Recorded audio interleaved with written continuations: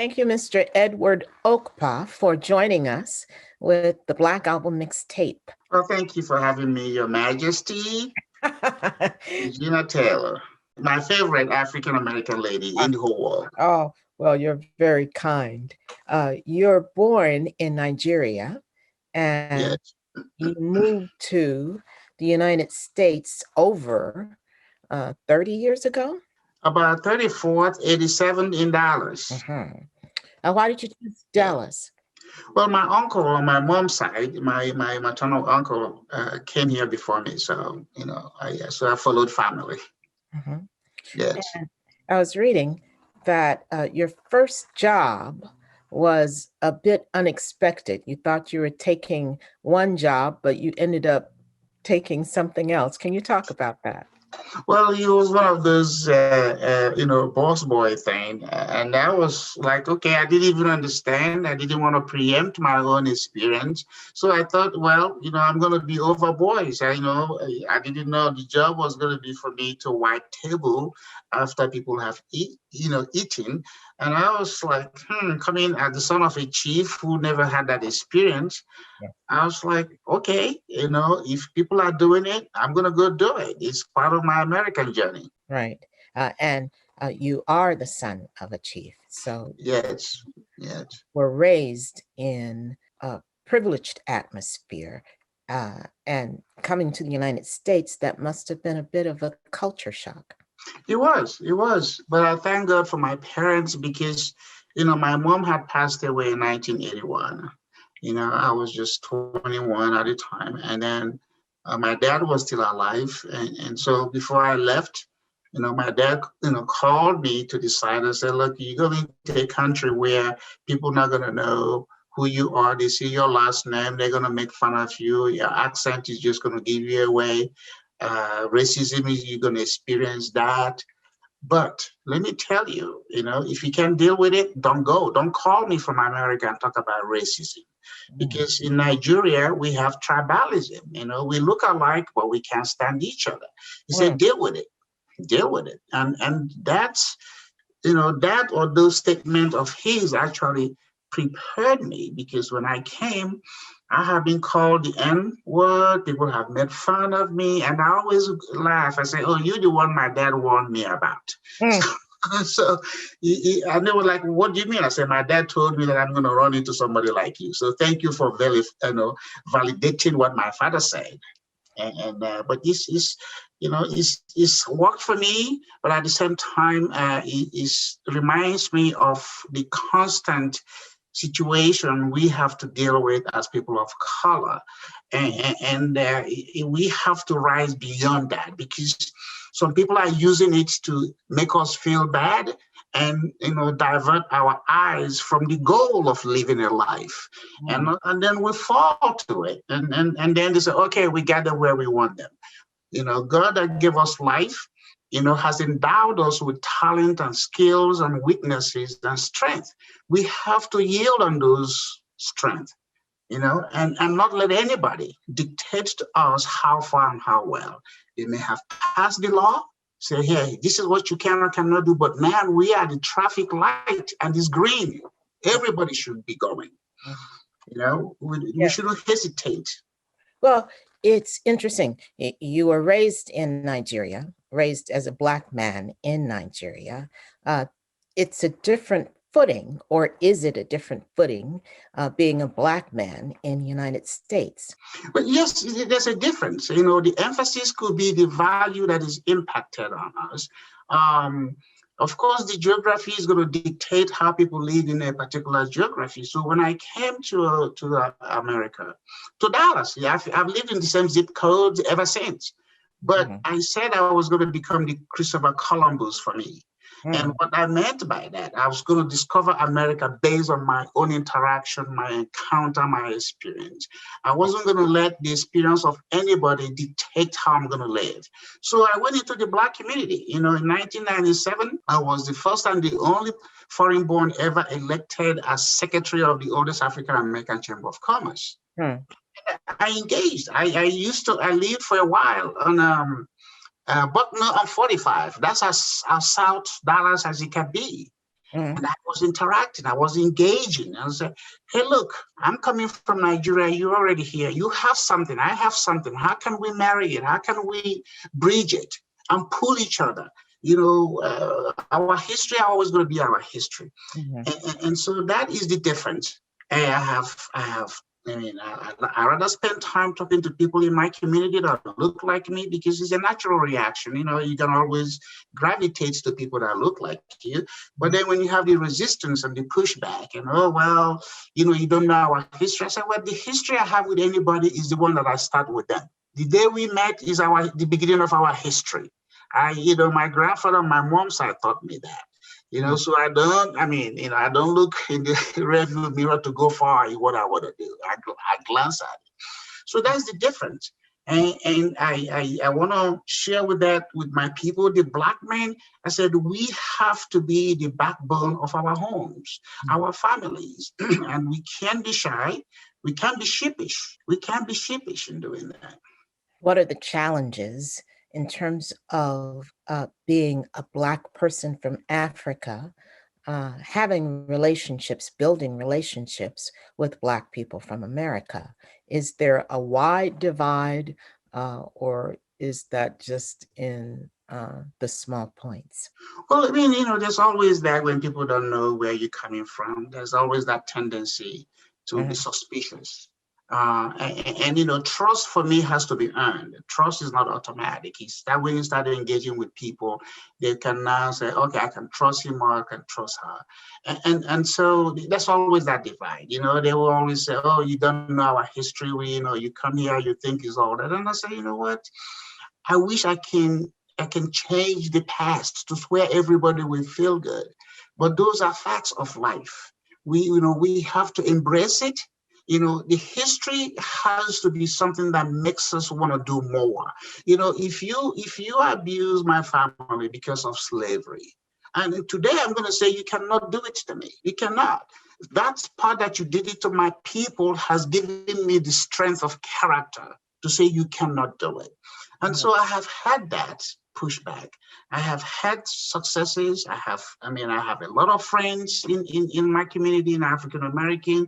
I have given scholarships. I have talked to kids. I have exposed them and say, here are the challenges we have in life. Mhm. And it could be generational because every generation is going to have their own challenges. Yes. But so the thing is, what do we have in our toolbox in order to help us get to the next generation? Exactly. It seems that you were born in privilege, son of a chief, but you wanted to make it on your own here. Is that right? Well, I came to America by choice. I was going to come when I was 17. My father said, no, I want you to go to America when you're matured, Mm. so that I can appreciate America. And that advice of my father resonates with me all day long because when I came, I was already college educated. I knew what I wanted. I wasn't going to deviate from what I wanted, no matter what the attraction is or disappointment is. So that privilege, I left it in order to challenge myself. And a few years after that, 1996, my older sister became a first lady in Nigeria because her husband was a governor. Mhm. And I was asked to come home. I said, no, America is it for me now, and I will visit, but I'm going to make my mark here. And Mhm. it's because of the way I was raised. My last name actually has a meaning. My last name is that person who goes out in the wilderness and brings something back home. Mm. That's what that Okpa means. Yes. A hunter, Mm. a fearless, somebody who is where nobody else wants to go, he wants to go. And Yes. he's going to come back with something. And it is here in Dallas that you've set roots, and with the idea, with your own real estate business, uh, that you are an entrepreneur. You have made it on your own, under your own devices, that you are wanting to bring an international connections in terms of Africa, to Dallas. Can you talk about that? Yes, in fact, I want to always acknowledge the former mayor, the first Black man to be mayor of Dallas, Ron Kirk, because I met him when he was running for mayor, and then I was introduced to him. He became mayor when he went to South Africa and Zimbabwe, the official trip, which was January 96. He asked, that I join him. And it was through Kim Tolbert, who is now the chief of staff to TC Broadnet, the city manager. So Kim called me and said, hey, the mayor wants me to join him to go to South Africa. I said, no, I'm from Nigeria. I'm not going to South Africa. And she said, I'm giving you one day to come back and give me an answer. But the beauty part of that, she could have gone to the mayor and said, well, he doesn't want to go. But she insisted. And that trip that I went, yes, elevated my status. So Ron Kirk gets the credit for giving me the opportunity to join him on a 12-day trip. Yes. That went to South Africa and Zimbabwe. And of course, when I came back, I asked him, I said, Ron, I'd like to serve. I didn't say I want to get contract. I said, I would like to serve. Mm-hmm. And he appointed me to my first board and commission appointment in the city of Dallas. Mm-hmm. And then from there. What board was that? Can you tell? It was the Permit and License Appeals Board. Mm-hmm. And then, of course, when the census 2000 happened, 2010, happened, he also appointed me to the Complete Count Committee. So we have had relationships. I've gone to him and he's counseled me. He even said when I ran for mayor, I talked to him about it. He said I shouldn't run. I said, well, Ron, I like to challenge myself in this endeavor. And why did he tell you not to run for mayor? Because he felt that maybe the timing wasn't right. Mm-hmm. But when he saw the debates, because in the debates, everybody was like, hey, my God, if this guy had time and money, he could have won this stuff because, I know the issues. I spoke about how to bridge the economic differences between the North and the South. Mm-hmm. Because I use this phrase, I said, Dallas is a 5-bedroom mansion. Downtown is our main living room. The rest are the other 4 bedrooms. So how many of us are very comfortable if in 2 of our rooms in the mansion is not doing well? It makes the rest of the mansion not doing well. So we have to extend resources, in order to make sure that every room in this mansion of ours, which is Dallas, the North, the South, the East, the West, and then our center downtown, that we should make it look good. And it resonated with some people. But again, hey, they look at my last name, they hear my accent, they say, oh, yeah, right. Maybe I should go and seek other offices. But and then, I knew more people than anybody who ever ran for mayor in terms of international connection. Mm-hmm. It's not something that I'm talking about just to talk about it. I knew I have active relationship in every African country. I have schoolmates from my Harvard education all over the world. So you tell me any part of the world, I'll tell you I know somebody there and I can get them to come. And that's what we need in leadership. We want to be able to promote our local resources so that the international community will know about it. And that's one thing we don't do well in Dallas. We have a lot of people like you. I have tried to promote you.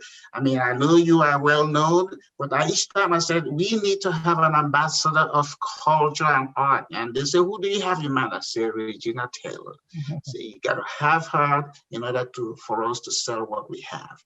And in fact, there was a time Dallas Business Journal had a roundtable on how to make DFW international place. I was the only Black person invited to talk on that panel. Mm. And that article is in the Business Journal. Anybody can Google it and see my comments. Yeah. So I love Dallas. It's my home by choice. And been in the same zip code for an immigrant, the same telephone number since '87. And it's home. It's home. Yes. What do you love most about Dallas? Because of people like you. And it's at home. When I landed at DFW Airport, it was the year it became international. And as soon as I came out of that airport and saw the open sky, the openness back in this '87, you could see that between DFW and Dallas were very few things along that LBJ. So I came out and it was summertime. I felt good because I thought, it was a cold country here. It's warm. It gave me a feeling of, warmth of heart. And I said to myself, I'm going to find my space in this open space. Mm. I'm gonna earn my place in Yes. this place. Yes. And that's what I've always done. I've worked hard. I'm a minimum wage guy. I even give people discount on my minimum wage because I want to be part of the community. Yes. And you are known as a connector in the communities. Well, when you look at the factors of production, in the economics, there is land, equipment, money, and human capital. I invest in people, not because I have an expectation, but I am expectant, because people make things happen. You could have a machine, you could have land, you could have money, but if you don't have the human factor to make those things move in the direction you want it. If you leave $1 million in your closet and go away 30 years, you come back, if the ants haven't gotten to the money, it's just going to sit there. Which is the human factor. That was the advice that your father gave you. People can have money, people can have an education, but it's really in the United States about relationships. Yes, my father was very emphatic because, when I was little, he used to take me to meetings and he would tell me, come with me, to be quiet and observe. I'm 6 years old and I'm accompanying my father to meetings. And then when we come out, he will always ask me, okay, did you anything you have to ask me? And I said, Dad, why was XYZ doing XYZ? And he will explain it. And I said, oh, but as I got older, all the suppressed knowledge started to unfold in my mind. He said, the way you talk to a pope has to be the way you talk to the lowest person. The way you talk to the president, he said, as long as you recognize who you're talking to and accord them respect, that is most important, not because of title, not because of status, just relates to human beings in whatever circumstances there are. He's always said, don't have a friend that you only ride in their limousine for. If they have a bicycle, be ready to join them in that, because that is what that is. So I love people. People is my biggest asset. And I love them because God gave them life, and all our circumstances are going to be different. Yes. It is that you have your own mind. You have your own way. You want to do it your own way. And there is something about having it be your own and not, I won't say not caring how other people feel, but if this is within you, you don't make apologies for it. Yes, in fact, you can ask my wife. Sometimes she doesn't understand what I do, and she has started to ask me to apologize, because I always, when she says that to me, I say, honey, it's unfortunate you don't understand it. Because I say I'm deliberate in my actions, I'm intentional in my moves. So when I do something, I'm standing to take the liability as well as the asset. So apology is very rare in my case, because I am intentional. If I tell somebody go to hell, I meant it, and I'll buy them tickets to go. Absolutely. Absolutely. Because my father told me that. He said, don't come here and say, Dad, I'm sorry. Sorry for what? Mm-hmm. If you do it, own it. Yes. And that has been my thing. So I'm not rude, but when people treat me with rudeness, I don't look beyond that. I respond with rudeness. If people don't like me, I don't like them back. Because my father told me, say, it's not about liking you, that my father, sometimes doesn't like me. So I shouldn't put any weight on who likes me or who doesn't like me. I have to be able to account for my actions. So that way, even if people are going to hang me, they say, he did it because he believed in that. Exactly. How do you see Dallas weathering COVID-19? What do we need to do to tap this down? Because the numbers are not looking good right now. What actions do you think we need to take at this present moment? Well, good question. When COVID happened, I was like, okay, what do we do? Is this going to wipe the human race? And I said, God, if this is your action to take all of us out, I have no control in it. But then, of course, it's what a pandemic is. It has its wave. We've seen 1 year of it. We have reacted the way we have done. And then I started to pay attention to it, to see that our own people have been impacted, unduly, whether it was engineered or whether it just by nature. But it created an opportunity for us to find a solution. So, Ms. Taylor, Yeah. the first faith-based effort, vaccination center in Dallas, I started it. Is over there at Good Street Baptist Church, Mm. 3110 Mm. 3110 Bonneville. Mm. So when there were all kinds of movements on how to get the vaccination to the people, what facility to use. So an African-American lady friend of mine, Michelle Clark, who is the president, the founder of Next Gen Pharmacy, we were just having a conversation. And I asked her, hey, are you interested in doing, she said, yeah, she's been qualified as a mass vaccinator, but she doesn't know where to go to do it because you have to have a facility that lends itself to certain logistics. Mm. So I reached out to IMA, the Interdenominational Ministerial Alliance, which is a group of 200 or so Black churches. I know the pastor, the president, David Wilson, and I called him. I said, look, here's an opportunity for this. And he said, oh my God, Edward, we've been thinking of how to do this. We want to get vaccination to our people. Of course, he called the pastor of Good Street, Pastor Jenkins. And then we went into all of that. And so April 5th, the vaccination started at Good Street Baptist Church. Right. And the reason it started at that location, that's what they call the SVI, socially vulnerable index. Mm-hmm. So that is a high index, the 75216 zip code. You go from a 0 to 1. So that zip code has 0.9906 social vulnerability index. So that means they want to take the vaccination to where the people are. And a lot of people in that zip code don't have transportation. They are, elderly people. So our solution is take it to the people. They have the ones at Fair Park and all these other big facilities. You have to get there. And when you get there, you have to be in line. So we said, let's go to the people. Let's go to where people can walk from their house to a church that they're familiar with and see a people that they're familiar with and be able to get that. So you have the whole process.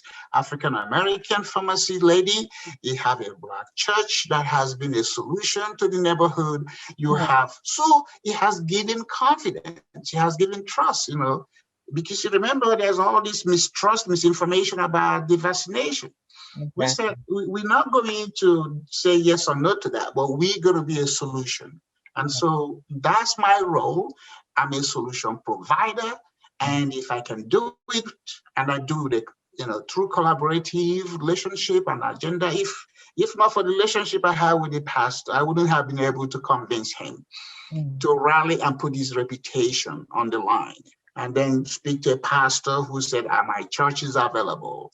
And then, Next Gen, Miss Clark is able to now get the vaccination from CDC. She doesn't have to go through the county to get it. She is qualified to get it straight from the federal government. And that is something. And then we also had Baylor Scott and White, health with wellness people, that is on Spring Avenue in Dallas, Juanita Craft Center. They are also part of this collaboration, and it's because of my relationships, because of the people I know. So that's my contribution. That's my little, water from my bucket to this big ocean. And it is about education. It is about quelling some mistrust. Quite a few people within the African-American community are quite distrustful of doctors. The COVID vaccination has been something a lot of people are resisting in this moment. There's a reason to be suspicious. The Tuskegee syphilis experiment, the acres of skin. I read that book. Other things that's happening in Africa because of pharmaceutical companies doing stuff. So, when people are hesitant, there's this saying in my culture, when a child is burned by fire, if they see ash, they are afraid. So what we have to do is not to politicize things in our community, but to become an agent of good information so that we can earn the trust and the confidence that is needed. And that's important to us. We can no longer stand aside and let other people feed information to us, and we're not part of that feed. We have to get in front of educating, informing, and telling people that I have done it. This is the situation. Come along. Confidence is earned when people feel that they have things in common. I think it's wonderful that you are in the community, that you are about serving the community over all of these years. What would be the comparison in terms of the reaction to COVID-19 here and say in Africa? Well, Africa is just the lack of infrastructure. I mean, none of the vaccines are being made in Africa. So they have to buy it. And then when you buy it, you get the political people who want to grab it first before they give it to everybody else.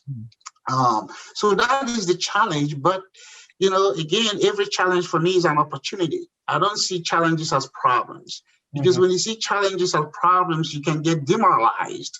So I look at life as challenge, opportunity, because that way it makes people say, okay, let's go do something. And so I believe that if and when the African American in America is found their footing, Africa will be on its way to becoming respected. Because right now, the African American community hasn't achieved that, because we are still looking for people to either give us or help us. I have a problem with the word give and help. In economics, there are two words you don't see in that dictionary: give and help. We want to invest and we want to partner, because when people invest, they have expectation of something. And that investment, even when my children, I tell them, I'm not giving you anything, I'm invested in you. And so, and you partner with somebody because you recognize there's a skill set and the talent in it. So that is why I am invested in my Black community, and not at exclusion of any other person, but my first choice is to see what I can do in a community that I identify with by nature, by the color of my skin. And so for me, once we achieve that, we can wave the flag. Look at what we're doing.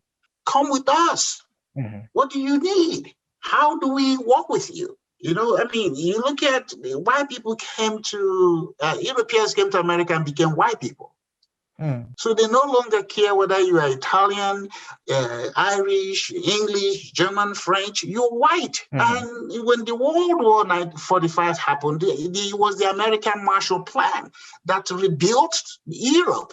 So who has the Marshall Plan for Africa? Right. So whether we came as slaves, whether we came by choice, we have to do what? Have a Marshall Plan for our people. We have to go there and say, hey, guys, the circumstances of our going to America is what it is. Here is how we're going to operate today. And we coming from a country that, whether anybody likes it or not, America is the envy of the world. And we are fortunate to be here. We should grab that opportunity and use it as a vehicle to empower, enable, and encourage any Black person anywhere in the world. We should quit the idea of somebody holding us back. There's this saying in my village: when a goat is on the floor, they are lying on their skin. We are holding ourselves. We have to unleash this thing that is in us. The most exposed and resilient Black person on the face of the earth is in America. Yes, the most resilient, the most exposed, the most educated. So those are resources lying in wait. Let's use it and go move mountain and enable our people. No more. I'm not looking for apology from anybody for slavery or colonization. I said, the white person I want to apologize to me is somebody who is 200 years or older. If you can produce that white person, I want an apology from them. But at my age of 60, I don't want an apology. You've done it. You're not going to do it again. We're just going to march forward. And it is about bridging between African Americans and Africans and the diaspora. Yes. What do we have in common? How do we negotiate with each other? How do we invest in Yes. And partner. Yes. I mean, if you take the African American population, which is me, because I mean, when a white person sees me without hearing me, I'm black. If I'm driving, I'm black. You know, I mean, they can make a differentiation when they speak with me. So there are 45 million of us. So does it mean that if we are given a country of our own that is 45 million of us, we can figure out how to make it work? I mean, if we were a country in Africa, we will be maybe number 10. If we're a country in Europe, we'd be probably number 5. So we have the population. Our consumption is in the trillions of dollars. That is bigger than all the black consumptions anywhere in the world put together. So we have a lot of stuff. So we should be going for that investment. We should be going for that partnership. And we should be having laws and rules that enables us to have the presence in the altar of share. The altar of share is the politics. We get caught up on the business of politics, and we forget the politics of the business. The politics of the business is where things happen, and we need to be there. How do we create these bridges? Well, a bridge, is a physical structure, but also is also a metaphor. So bridge always have 2 landings, and then between our columns for support. And so, the African American, the black person in America is the bridge to everywhere there are black people. And we have to recognize that. We have to be able to celebrate the experience that the black person has achieved in America. I mean, despite all the rules that has been against us as a people, there are inspiring stories. There's a book, called Africa's Gift to America, written by R.A. Rogers. When I read that book, I was like, you know what? The brain is equally distributed across the globe because God is not partial. God never rewarded any particular race as the custodian of other races. But by design and default, other races may have taken over. But that what we know is what we know. They can take our land, they can take our money, but our brain power stays with us. We have to rely on that. And we have to say, thank you for what you did to us. We're forging forward. We're going to do more. We have recognized what we may have allowed to happen, but it's not going to happen again. And to me, that's the message we need to send. And that's the message we need to build this bridge. We shouldn't be letting people think that, we are incapable, we are unable. We are very capable. If during the time of slavery, you see what resilience of Black people that went through this and that we are still standing. What other race could have done gone through what we did and still be where we are? And I say to my white friends, I say, if there were no Black people in America, it would be a boring country. It would be boring. And they say, why? I say, go to Norway, go to Sweden. Those are, because of us, America has energy. America has currency. So, but we need to now make those currency and energy suit us, put us into the stratosphere, so that we can know we're here and we're not going away. If God wants to wipe out everybody he created, guess what? All of us are going. But as long as there's still life, we just have to be as willing and able to do it. We are going through a very stressful time. We're going through something that I don't know that humankind has seen within the last couple of generations, something like this, that has affected everyone across the world.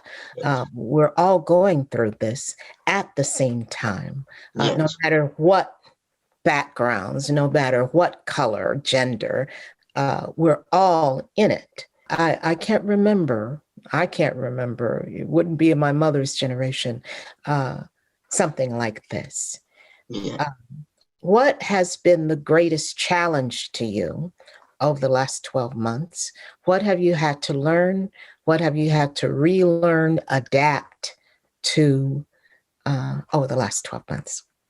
Well, when the pandemic came, of course, the reaction was it's a matter of months, it's going to go away. And then we found out that for a year now, we've had lockdowns, we have shutdowns, we have businesses going, we have people die. And I paused, and my first reaction was, okay, God, you telling us something here. And the best way for us to do it is to rally, because it's exposed the weaknesses in our system.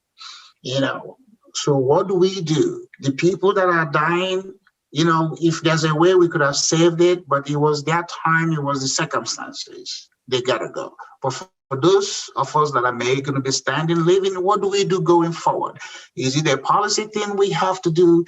Is it being able to have resources that we can quickly mobilize? If something like this happens, how do we divorce from stuff like this, the politics behind it? Because the politics has endangered the science. So we no longer know who is telling us the truth. Are you hearing from the Republican side, or are you hearing from the Democrat side? So we have to get to a point where we said, when this thing is coming, it does not look for political affiliation. It's looking for everybody. Nobody's immune from dying from this. And that is what it's taught me. Of course, businesses got a shock, but business is always going to have shock, and then we're going to bounce back and we're going to adapt. So the adaptation now is going forward. But who's to say something like this is not going to happen again? It's just the nature. The world is globalized. Mm-hmm. And so one thing happening somewhere, can just easily migrate to another part of the world and then causes havoc. So it's a lesson. I think living is an experiment that is ongoing. You have to be willing to be part of that experiment. And as the experiment is going, some things is going to be faulty, some people is going to get right. It may even lead to people dying. The syphilis thing that happened, the acres of skin or the experiment, it led to something. Even though it was an ugly situation, it led to stuff. So for me, I've always said, my mom died at the age of 41, my dad at the age of 66. I haven't gotten to the age of my dad, but I say, hey, God, if you want to take me out, take me out. Whatever the circumstances are, if that's what your call is, let it be. But if I'm still alive, and I can prevent some things from happening, I want to be part of that prevention. I want to be part of that solution.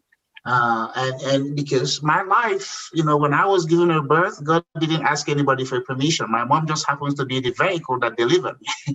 And then when I exit, I don't know how or when.